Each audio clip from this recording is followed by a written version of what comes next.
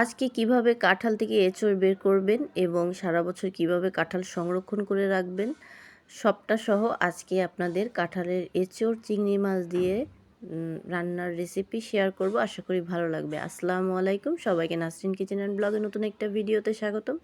আশা করি আজকের ভিডিওটা আপনাদের অনেক উপকারে লাগবে। যারা আমার মতো, আমি আগে কিন্তু কাঁঠালের এঁচড় কাটতে পারতাম না, তো যারা আমার মতো এঁচড় কাটতে পারেন না কিন্তু এঁচড় খেতে খুবই পছন্দ করেন, তাদের জন্য আজকের ভিডিওটা খুবই উপকারী। তো আমি এঁচড় রান্না দেখাবো, তার আগে দেখিয়ে দিচ্ছি এঁচড়টা আপনি কাঁঠাল থেকে কিভাবে বের করবেন। অনেক চ্যানেলে অনেক ভিডিও আছে, কিন্তু কিভাবে এঁচড় কাটে এটা কিন্তু অনেকেই দেখায় না। তো আমি আজকে আপনাদের সাথে সেটা শেয়ার করতেছি। তো এখানে আমি হাতে সুন্দর করে সরিষার তেল মাখিয়ে নিয়েছি, আর এই দেখেন কাঁঠালের উপরের যে ধারালো অংশটা ওটা আমি কেটে নিয়েছি। আর বটিতেও কিন্তু সরিষার তেল মাখিয়ে নেবেন, তাহলে কিন্তু বটিটাও আঠা লেগে থাকবে না, ধুইতে আপনার সুবিধা হবে। তো এখানে আমি উপরের অংশটা ফেলে দিয়ে পরে যে সবুজ অংশটা ওটাও সুন্দর করে ফেলে দিয়ে তারপরে এখন কাঁঠালগুলো কেটে নিচ্ছি। আর আমার ভিডিওটা যদি ভালো লেগে থাকে অবশ্যই লাইক দিয়ে আমার চ্যানেলটা সাবস্ক্রাইব করে নেবেন। পেজ থেকে দেখলে পেজটা ফলো দিয়ে লাইক দিয়ে দিবেন, আর বেশি ভালো লাগলে একটা শেয়ার দিতে পারেন। তো এখানে আমি এঁচড়গুলো বের করে নিচ্ছি। তো কাঁঠালের এঁচড়টা আপনি যেভাবে বের করবেন, আমরা পাকা কাঁঠালটা যেভাবে খাই শুধু পাকা বিচিটা রাখি, আর হচ্ছে কাঁঠালের যে কোয়াটা ওইটা খাই। তো এখানেও সেম, আপনারা হচ্ছে বিচিটা খোসা ছাড়িয়ে রাখবেন, আর কাঁঠালের যে কোয়াটা ওইটা রেখে দিবেন। তো এই তো আমি বিচিটা নিয়ে নিচ্ছি, আর হচ্ছে কাঁঠালের যে কোয়াটা ওই কোয়াটা আমি নিব। তারপরে হচ্ছে সুন্দর করে ধুয়ে তারপরে হচ্ছে সিদ্ধ করব। তো সবটা আপনারা দেখতে থাকেন, আশা করি ভালো লাগবে। তো এখানে আমি কাঁঠাল থেকে কাঁঠালের এঁচড়গুলো বের করতেছিলাম।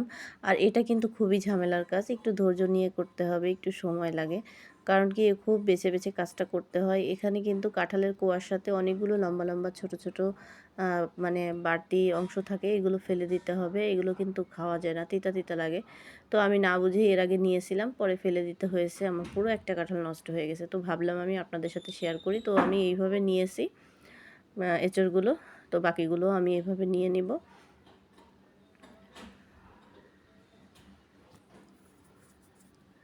তো এখানে আমি কিন্তু অর্ধেকটা কাঁঠাল আজকে রান্না করব, আর অর্ধেকটা ফ্রোজেন করে রাখবো। তো আমি কিভাবে ফ্রোজেন করে রাখবো সেটাও আপনাদেরকে দেখিয়ে দিচ্ছি।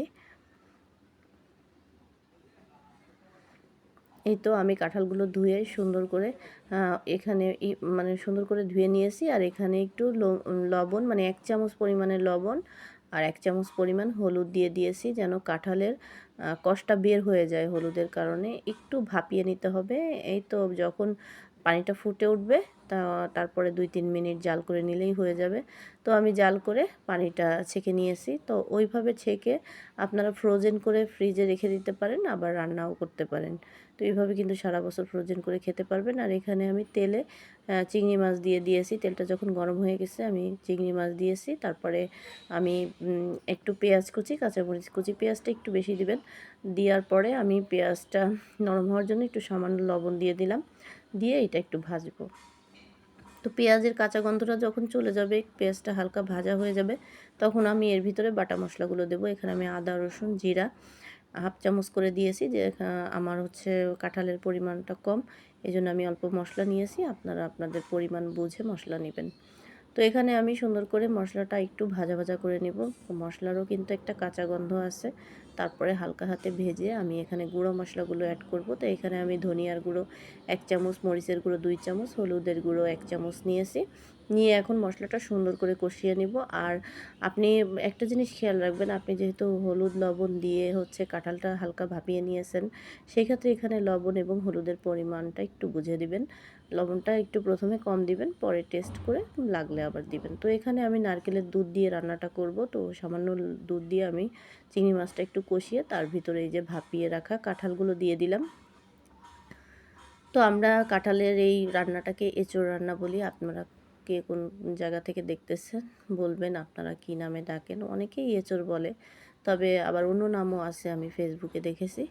তো এটা সুন্দর করে কষিয়ে আমি হচ্ছে প্রেশার কুকারে দিয়ে দেব। একটু কষানো হয়ে গেলে এর ভিতরে আমি 2টা তেজপাতা চিড়ে দিয়েছি। আর এখন আমি এর ভিতরে নারিকেলের দুধ দিয়ে প্রেশার কুকারে দিয়ে দিব। তো আমার হাতে সময় কম ছিল, এজন্য আমি প্রেশারে দিয়েছি। আপনারা চাইলে কিন্তু চুলায় রান্না করতে পারবেন, কড়াইতে। আর আমি তো এই রান্নাটা খুবই পছন্দ করি, আমার পরিবারের সবাই পছন্দ করে। আর এত যে মজা হয়েছিল, এই দেখেন আমি 6টা সিটি দিয়ে নামিয়ে নিয়েছি। আর ঝোলটা কিন্তু একদম মাখা মাখা থাকবে, তো দেখতে কিন্তু অনেক লোভনীয় হয়েছে। আর আমার বাসার সবাই খুবই প্রশংসা করেছে। সবাই ভালো থাকবেন, রেসিপি ভালো লাগলে আপনারাও ট্রাই করবেন।